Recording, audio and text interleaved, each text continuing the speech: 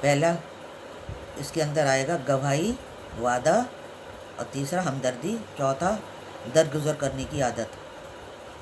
میں ایک آپ کو قصہ سناتی ہوں، اظہر غفاری، ایک بزرگ صاحب کا قصہ، جنہوں نے بغیر جان پہچان کے گواہی دی تھی ایک شخص کی۔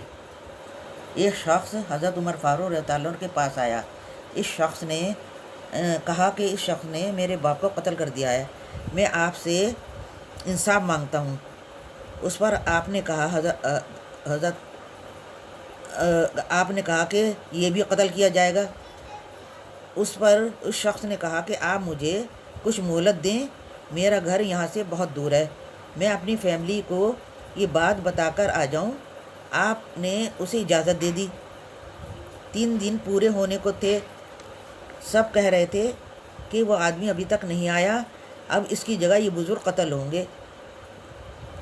پر دیکھتے کیا ہیں، وہ شخص ہاپتا کانپتا بھاگا بھاگا آ رہا تھا اور کہا کہ میں حضرت عمر فاروق رضی اللہ عنہ سے کہا آ کر کہ میں نے اپنا وعدہ پورا کیا، اب آپ اپنا وعدہ پورا کریں، میں حاضر ہوں۔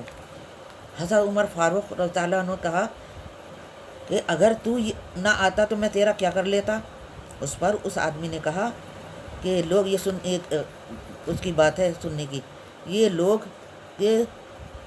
کہتے ہیں کہ دنیا سے وعدہ اٹھ گیا، اس میں وعدے کی ویلیو بتائی ہے۔ پھر عمر فاروق رضی اللہ عنہ نے ان بوڑھے شخص جنہوں نے اس کی گواہی دی تھی، جن کا نام غفاری تھا، گواہی دی تھی، ان سے لوگوں نے پوچھا کہ آپ نے اس کی جان نہ پہچان، آپ نے گواہی کیسے دے دی اس کی؟ تو آپ نے اس پر جواب دیا کہ دنیا کے لوگ کہتے کہ ہمدردی اٹھ گئی۔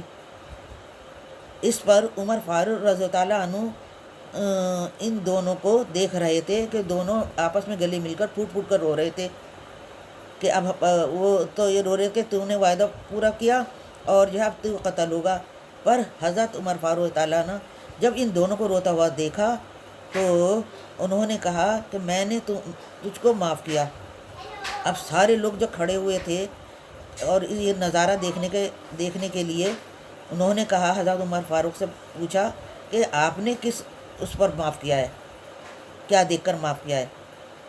تو حضرت عمر فاروق رضی اللہ عنہ نے کہا کہ میں نے اس لیے معاف کیا ہے کہ لوگ کہتے کہ دنیا سے معاملات کو درگزر کرنے کی عادت ختم ہو گئی، میں نے اس لیے